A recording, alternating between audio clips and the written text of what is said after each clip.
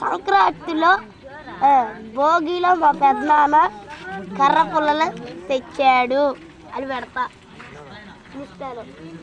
Sankranti celebrations part 1 అని పెడతాను అంతే. సంక్రాంతి సెలబ్రేషన్స్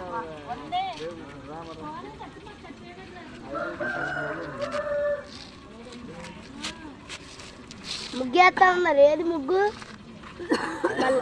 మళ్ళక్కకు తెపిస్తా ఉన్నారు. నీళ్ళే అండి మా అక్క దాకా వెళ్ళారు. అవి వెళ్ళాలి ఇంటిగా